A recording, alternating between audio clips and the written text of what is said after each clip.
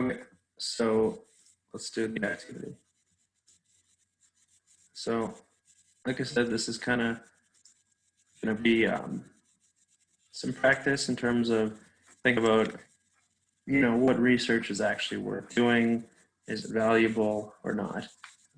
You can think about the methods too, but in this, I really want you to focus more on the question itself. So we'll talk a bit about the methods, but it's always good to ask those questions. But the main focus is just whether the question itself is worth asking. Because, like I said, that's probably not something you spend a lot of time on. It would be good preparation for you kind of evaluating your own ideas.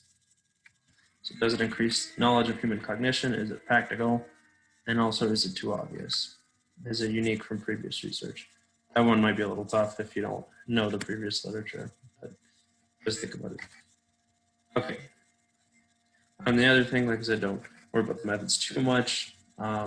Is it too artificial, too much about an artificial lab paradigm and not something we actually would ever do? Okay, first one. A researcher wants to know, so I'll just read this out and then you can pause the video, think about it for a minute or two, maybe a little longer, and then resume the video when you're ready to hear my opinion. Okay. So a researcher wants to know what the best way to get people to shift their criterion to be more conservative in recognition memory is. This means being very cautious about calling an item old. So you would say an item is old if you're really sure. I think that's worth studying. I would say so. I mean, the implication is a little less obvious here, or the application, but think of eyewitnesses, right? When dealing with eyewitnesses, we probably want them to be as conservative as possible, right? We don't want them picking a suspect unless they're really certain that that suspect actually did the crime, right? So I think kind of asking why do we get people to do that is a valuable question. Now, maybe it could be more realistic. Maybe this would be better with specifically eyewitnesses, but also bear in mind, so to actually use eyewitnesses instead of a more standard recognition test. But also bear in mind that sometimes it's better to start simple, right? So maybe it's just easier, more convenient to run a simple recognition test and look at different methods for getting people to shift their criterion. That might be a reason to just do this, and then that would be kind of the first part. And then the second, maybe later experiments could actually do that in a more realistic setting with actual mock eyewitnesses or even real eyewitnesses, right? But as kind of a starting point, I think this is an interesting question. And just another thing, you can kind of think of this issue of criterion as just being useful overall, not specific to recognition memory, not just specific to recognition memory. So think of, say, a pilot who has to be really cautious when it comes to possibly colliding with other planes. So they shouldn't take a path, or they shouldn't do whatever if there's any chance whatsoever that they could collide with another plane. Well, that's really a signal detection task, isn't it? If we use that example. So with that in mind, knowing kind of what gets people to be more cautious or less cautious, how we can change that, I think is a useful question. Okay, next one. A researcher wants to know if there is a increase in yes, I studied this response. Yes, I studied this responses in a recognition test following a cognitive task. For example, does having to unscramble a word at test, so unscrambling hats, or just seeing the word couch, make people more likely to think the word was studied? So you would study a list of words, then be presented with old and new words, and have to decide if each was studied or not. Some will be scrambled at first during the test before you decide. So just to give you an idea of what that would look like, you study a bunch of words. You see some will be old, you study a list of words, then a test. Some would be old, some would be new. Some of them would also be scrambled into an anagram. You have to unscramble it before making your recognition judgment. And the question is are you more likely to say it's old, so a shift to liberal criterion, if you had to unscramble it first? What do you think about that?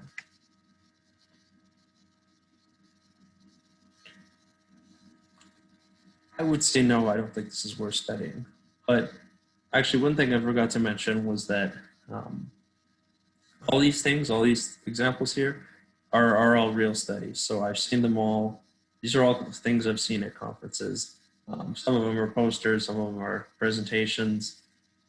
Conferences or stuff I've come across at one point, kind of made a mental note of. So these are not just made up studies that are, that I think are not worth doing. All of these studies, someone thought they were worth doing and actually did do them. So with this one, this is actually, like I said, like all of them, is real. It's called the revelation effect, where if you have to do some sort of task, such as unscrambling a word, you're more likely to call it old on a recognition test. I mean, so this is kind of meant to illustrate the example of something artificial in the lab. Again, I don't think everything by any stretch has to necessarily apply to, it doesn't have to seek to apply to a certain area, or it doesn't have to aim to solve a specific problem. But I think it does at least have to correspond to something we see in the real world. So again, the example of just what goes into recognizing a word. I mean, is there a specific practical outcome there? I don't have one in mind. But again, recognizing words is something we do in real life, right? Whereas this, I literally can't think of any situation, and I even looked into it a tiny bit. The authors can't seem to think of a single situation where this would come up, right? So where this actually occurred. When does this ever occur outside of a laboratory, a site laboratory? I would think nowhere. So that's kind of where I draw the line. Again, it doesn't necessarily have to be a specific applicable finding, but I think it should, at least if it's more theoretical, aim to understand something that occurs in the real world. But I mean, this is where it's interesting. This is usually quite a fun class, or a fun lecture particularly, is that some people will say, well, knowledge is knowledge and it could be useful. That's true, knowledge is knowledge, and you certainly could at some point in the future be useful, but I think you can make that argument for anything, right? You can bang your head against the wall and say, hypothetically, we don't know how it's going to be useful, but it could somehow be useful in the future. So I don't know. That's, like I said, I'm not a big fan of this, but lots of people do research on this and they're really interested in it. I mean, I'm a little curious why it happens, and it does happen, by the way. When you unscramble it, it makes you think you've seen it before. But where that would ever show up, I don't know. So that's something I would research. Okay, next one. A researcher wants to know what causes a feeling of knowing. That is, when asked a question, you cannot recall the answer, but you feel that you would be able to recognize the answer. So if I say, what's the capital of Florida? Maybe you don't remember, you can't freely recall it, but you feel like you would recognize it if you saw it. This is also similar to tip of the tongue states, where you feel like you can't recall it at this second, but you're going to recall it at some point soon in the future. Is this worth studying? Yeah, I think it's definitely worth studying. It's actually a really interesting literature, something I've done lots of reading in. I have never done specifically feel like knowing research, but I think one of my best papers is on tip of the tongue states, and contradicts a lot of what people said about it. That's why they hate it and they're resistant to publishing it. Anyways, so again, this kind of goes back to this issue of what, doesn't necessarily have to be directly practical. I mean, is there a specific test or exam where you would do something like this, where you would, you know, not be able to recall a word, but feel like you could recognize it? I mean, I think so. I think if you're studying for an exam, you might get a sense of, oh, you know, I know this, I know the exam is going to be multiple choice, and I can't freely recall the answers, but I know it well enough that I feel like I would recognize the answer. So it's sort of applicable there. And also just generally, again, not necessarily, and therefore we should do this, we should get students to do whatever. But again, it is at least a real world phenomenon. And I think that makes it worth studying. And also just more generally, I'm sure you have this feeling, or tip of the tongue states all the time, where you feel like, oh, I can't remember that person's name, but I would recognize it if I saw it. So from that perspective, I think it is definitely worth studying. Okay, next one. A researcher wants to know if being anxious will impact your judgments of learning. That is, how likely are you to remember something in the future? So the way this typically works, I've done this lab sometimes, but I did decide not to this semester. What you do is you can see something like a list of words, and for each of them, you give them a rating from 0 to 10. So you'll say, and 0 would mean I'm definitely not going to remember this word. 10, I'm definitely going to remember it. So you're kind of giving, or you can just say, yes, I'll remember, or no, I won't remember. So you're just interested in, do people's judgments of learning, does their impression of what they think they're likely to remember, how does that match onto whether they'll actually remember it or not? If you think that through testing stuff, remember people give, I don't know if we talked about this or not, but they think when they're tested, they give low judgments of learning. They think, okay, I'm not going to remember this. And when they restudy, they give high judgments of learning, which is the opposite of what actually happens. So does being anxious affect this? So if you're anxious, do you produce higher or lower ratings? Well, I would think it would be, I don't know, I think it would probably be lower ratings. Anyways, do you think this is worth studying?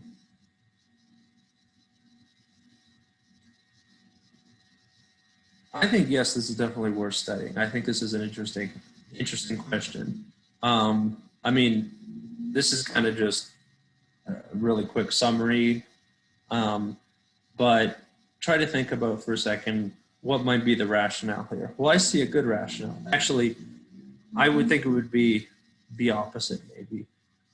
I think it's an interesting question, but I think my prediction would be the opposite. I would say being anxious would mean you're kind of, nervous and you think things are going to go badly. So you assume I'm not going to remember this, and you give lower ratings.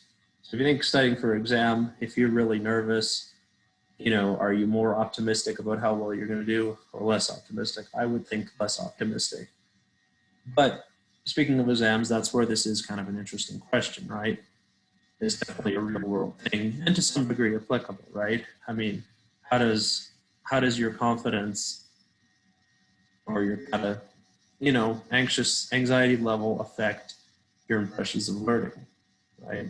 I mean, that's definitely something people encounter, right? I mean, every time you're prepping for a test or an exam, this could potentially be relevant. Okay. A researcher is interested in what features contribute to something feeling familiar. We'll skip this because I've talked about it many times, and of course it's relevant because it's my research. A researcher simulates data for recognition experiments and to figure out what might be the best method for separating accuracy, distinguishing presented from not presented items from criterion. A tendency or bias to say old or new, for example, only saying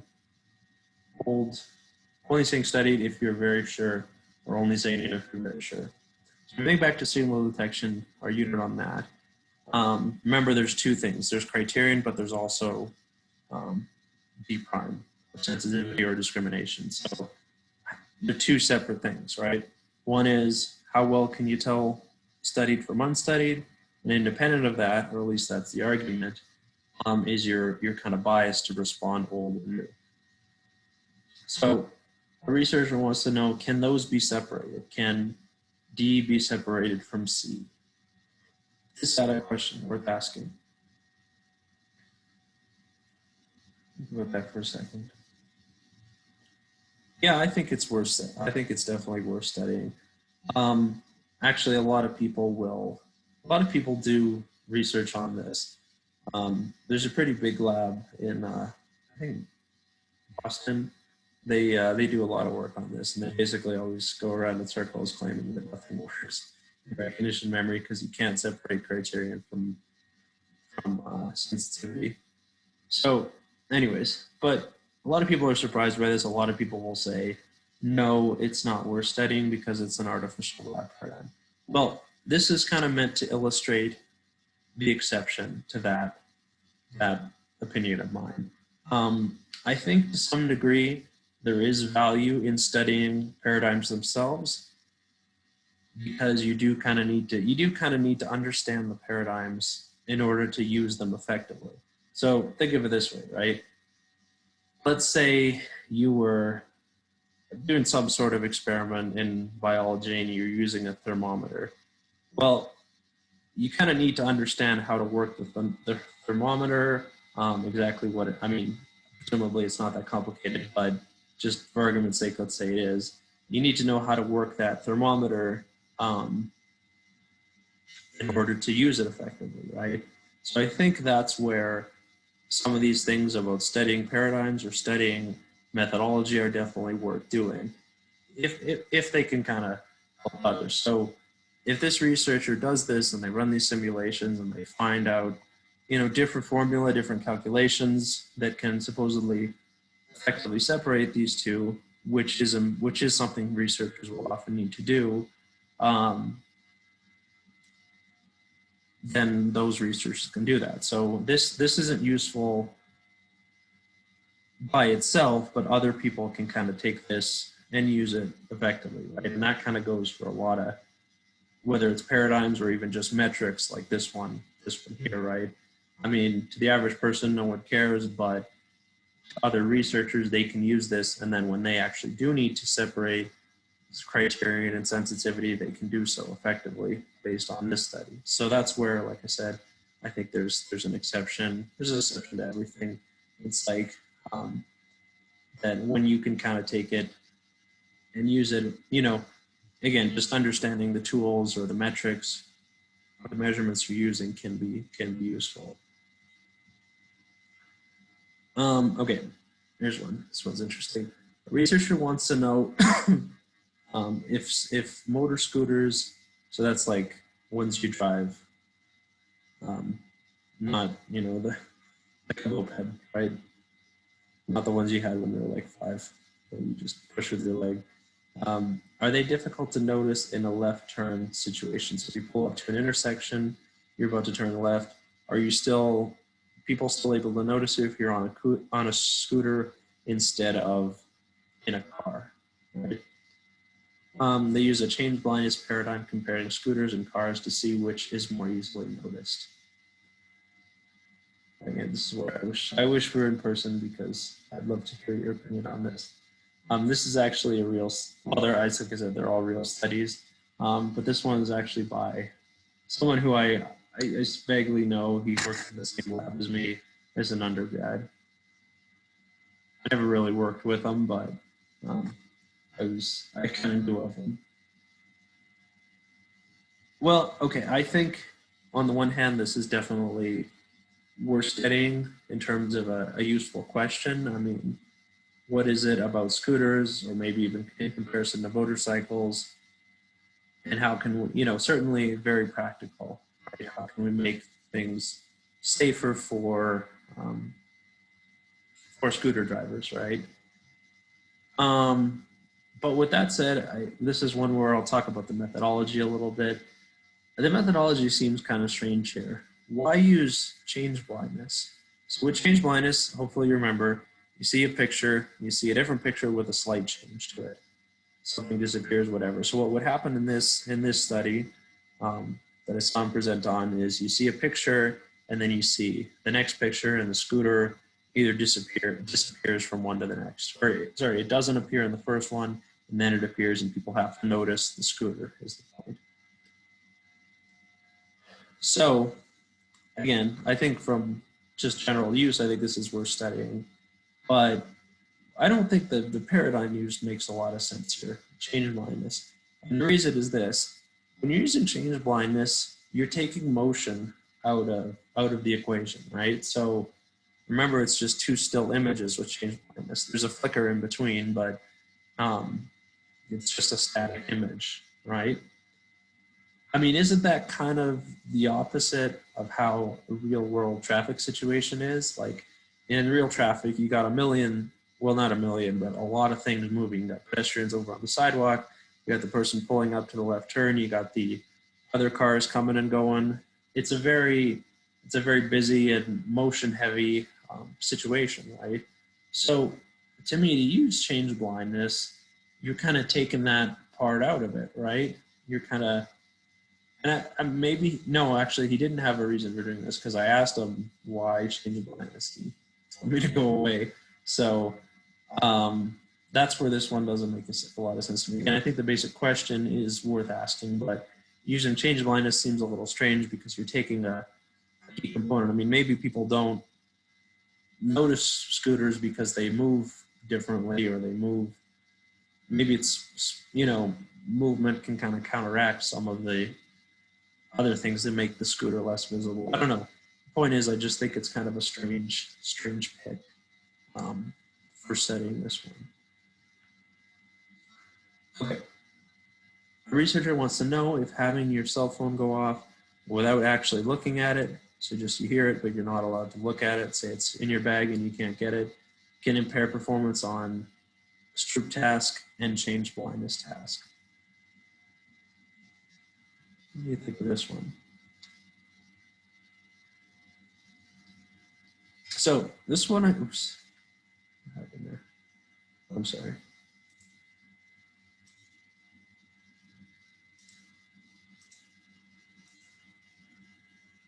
Let's see.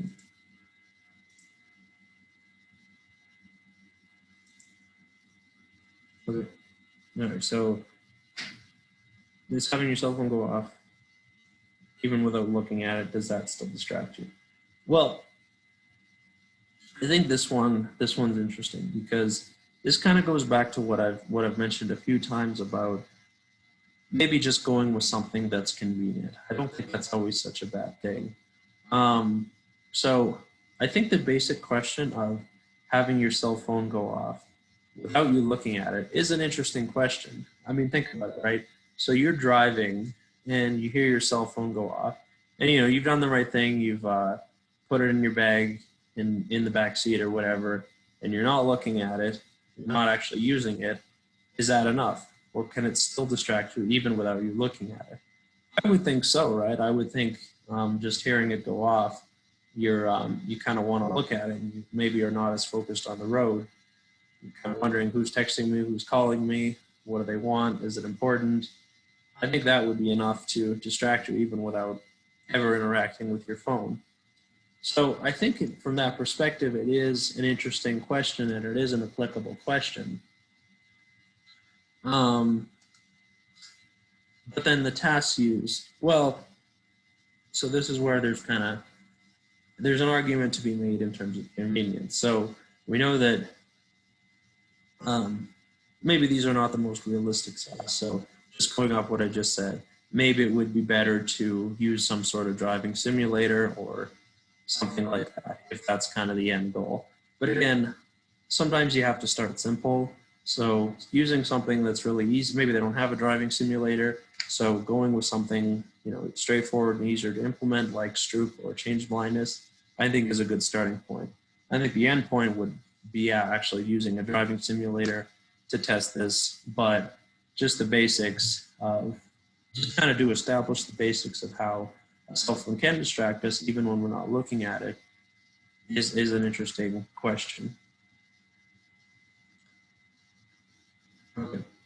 Researcher wants to know at what point giving feedback on a test or assignment is best for improving memory. Yeah, definitely worth studying. Can't really think of a reason why not. Okay. A researcher wants to know if attentional control measured by Stroop task. So are you less distracted by, the words like blue written in purple?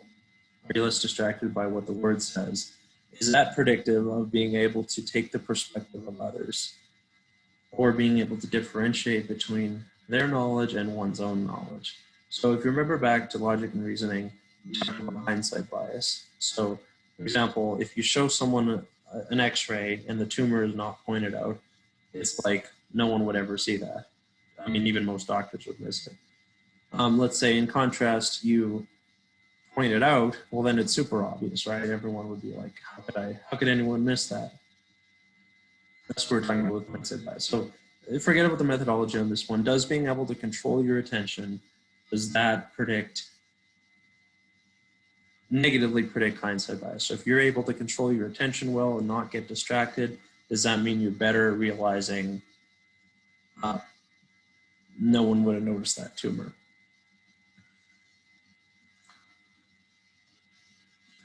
Well, I don't know. Is this worth studying? Maybe. But this one is kind of meant to illustrate the rationale part. So I just can't, when I saw this presentation, the person didn't really explain why this would be the case. Why is it that attention control should predict hindsight bias? They seem very different to me. That I don't really get. So, I mean, I don't think it's a terrible question. I just think it lacks a rationale, right? So, I mean, if there is really something there, then I guess it would be interesting. But if there's nothing there, it's kind of like, why would you look at that? Why would you expect there to be something there? It's kind of a problem with this one. Okay. A researcher wants to know if attending to the suspect during a crime means that a person will be more easily identified during the suspect lineup. So this is a real study, like I keep saying. Someone at a conference researched this, and this is definitely, an example of something that's just too obvious, kind of too much of a no-brainer. So what they did was I think they used eye tracking, or no, they didn't. It really boiled down to, if you look at someone's face, you'll be able to identify them. Well, yeah, of course you would. I mean, I think there are interesting questions and associations you can discover between attention and memory. So remember we talked about the gorilla study, and inattentional blindness. They basically did that, but with a crime suspect. So, and then would you be able to identify the person? So just a parallel would be, if you did the inattentional blindness experiment with the gorilla, if you never saw the gorilla, would you be able to pick it out from a bunch of other gorillas? Well, no, I assume not. So this is kind of one example of where it's just a little too much. Seems like a bit of too much of a no-brainer. I mean, again, I've said before, psych is tricky because a lot of things that seem like common knowledge don't actually work that way. I mean, that's what makes it so interesting, is sometimes cog psych can be, and all psych really can be, very counterintuitive. But I can't understand how not even like looking at something can make it possible for you to, identify that person out of a police lineup. So I don't know. Like I said, but there are some interesting dissociations, like we talked about with the gorilla, how some people will look at it and still not, realize it's there. But this is not even, and that's an interesting question, but this is not asking that. This is, well, you didn't look at it, would you be able to identify it? Well, of course, I would think not. So, okay, another one. Same conference, actually. I don't know why these ones stuck with me. Maybe because they were, weird. A researcher wants to know if smoking pot is associated with creativity. So they use some task to measure creativity. There are supposed ways to measure creativity, so just kind of bear with me on that. I won't go into that. Let's just assume that their measure of creativity is okay and it's valid. does that correlate with pot use? So just assume the creativity measure works. So is this worth studying? I don't know. I guess not. I mean, think of it this way. So I think the question doesn't really make sense because there's kind of a disconnect between using pot and a person who likes to use pot. So let me explain that a bit. So are they asking whether actually being under the influence of marijuana does that actually help you? Does that help you be creative? That's a different question, totally different question to me than do people who typically like to use marijuana, are they more creative? And I'll tell you a little interesting fact here that actually a student pointed out to me a while ago when I gave this example. This is not an experiment. Well, I even said correlate here, but this is not even something you could test experimentally because the thing is research ethics all relate to like federal government or something like that, meaning that as opposed to state government, meaning that because pot is not legal everywhere in the states, this is not something you could, even if you got people's consent and stuff like that, you couldn't run this as an experiment. So you can't actually figure out whether experimentally whether being under the influence makes you more creative. All you can do is learn whether people who typically choose to use marijuana are more creative. But this is kind of the problem, right? This is where it's a bit of a dead end because if you could never actually test experimentally, but I've said before that sometimes it's okay to, you kind of want mounting evidence from different perspectives. So remember I said a long time ago how maybe an experiment is not quite as realistic, but you can infer causality, whereas a correlation maybe is more realistic, but you can't necessarily say there's causality. So that's where kind of having both lines of evidence builds a strong case. But with this, you would always be stuck with just the correlational, right? Because you could never test this experimentally. So I don't know. With that in mind, you're just, for this, even if you did find an effect here or a correlation here, you'd kind of be stuck there, right? You would never know are people who like to smoke marijuana more creative, or does marijuana actually have any causal effects? That's kind of the other big issue here too, is that like, again, I don't know how you just, like, what is the question here? And this is what bothered me about the presentation, is they were kind of talking about it like being actually under the influence of the moment makes you more creative, but the people doing the task are presumably not necessarily under the influence at that moment they're doing the task. Maybe they are, I don't know, but I would think not. So that's where, again, there's just, you can't really give a clear explanation based on this, so I don't think it's worth doing. I mean, again, if let's say hypothetically you could actually experimentally test this, maybe it might be worth studying. I don't know. I'm not really, never really been, never really smoked marijuana, never really wanted to. I mean, maybe it does it make you more creative? I don't know. I think it, maybe it would mess with your other cognitive functions, and you would kind of need to balance out, well, maybe it makes you more creative, but it also makes you less able to think clearly. That would kind of need to be established as well. So I don't know about this one. Overall, I would say no.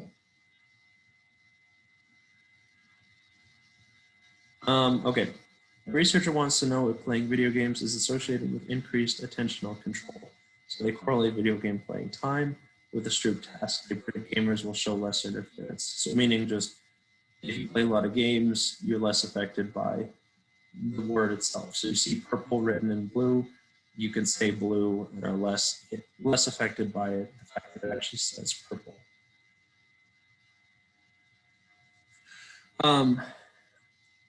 I think this is worth studying. I think it's an interesting question. I feel like video games get so much hate, you know, blamed for violence, blamed for a lot of things, and I like gaming a lot, so I like this one a lot. It's of course a bit like, you know, there's of course the issue of it being correlational, where you don't know, does um, the people with good attentional control, do they naturally gravitate towards gaming, or does gaming actually have an effect improving them? But I think, you know, again, as a starting point, this is a good question. So you can kind of start with this initial correlational research. Um, and then, you know, if you see a relationship there, then maybe it's something you could test experimentally. If you have people play games for a couple hours every 2 days or whatever, um, for say a month, and then you know, test them, would that actually help? I mean, I don't know if it would work or not, but I think, again, just kind of as an initial, the fact that it's correlational is a problem, but as kind of a first step, I think it's okay. And then, you know, if you can kind of go on to establish it experimentally, then it would be a full, really interesting line of research. One interesting thing that I remember talking about a few times when I've given this lecture is that um, it would be tricky in terms of more the methodology. You'd have to think carefully though about how to decide what kind of games people would be interested in. So, I mean, there could be very different. Let's just assume there's an effect. Could be very different effects depending on the type of game you play, right? So, I mean, if you play like, I don't know, like a strategy game, that doesn't necessarily require multitasking or maybe attentional control, but again, I think that would be very different from playing like a shooting game or a fighting game or hack and slash game, because those are more testing your reflexes, testing your multitasking, whereas one is more, I guess, your strategy and your planning, if it was like a strategy game. So, and I actually remember when this person did this presentation, I don't know how I remember these, but um, they kind of lumped, I think, gaming together more wholly and didn't really divide it up into type of game, which I think was kind of a problem. Yeah, that was our last one. So, okay. So I'll just show you real quick a couple tips for doing literature reviews. So, a couple things you can do here. One thing I find really useful is if, let's say you're interested in non-probative photos, or let's say you're interested in, I don't know, recognition memory. So if you can kind of, or let's say you're building on one of the research things we did in class. So no, we didn't do that one. I'm sorry. Trying to think. Testing effects. So a good way to do research is if you just search this. You might know this already, but I mean, obviously, just searching for the article itself, but the thing I find really handy, if you can find the original article, whatever that is, let's pretend it was this one, just go to Cited By, and you could find all the stuff that cites it, and you can kind of go through those, look for relevant stuff. Another thing you can do, this is tough if your topic's a little more broad, which is like why I said, you know, you want to narrow it down. So let's say I wanted to look at DRM. You can look at Roediger,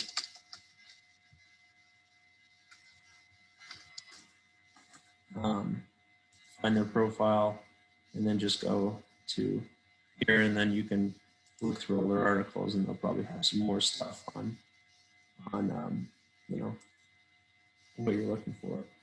Just one last thing though about looking for articles. Try to be like really cautious about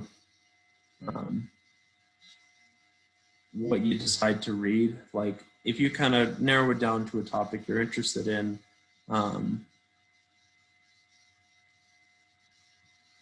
what you can kind of do is just like look through the articles and don't read them unless you're pretty sure they're relevant. Like, so if I'm interested in testing, that's not a good starting point because it's so broad. Let's say I, find something on, say I narrow down to delayed effective testing and how testing gets better with time. So maybe I find an article like, and then you know, what you can do is just like, I don't know, I'm not talking right all of a sudden, but just kind of don't, like I said, don't read it unless you're pretty sure it's relevant, because when you search for something, you're going to find like a lot of articles on it. So you can kind of maybe make yourself a list of like however many articles, 15 articles, and then you can do that just by looking at the titles.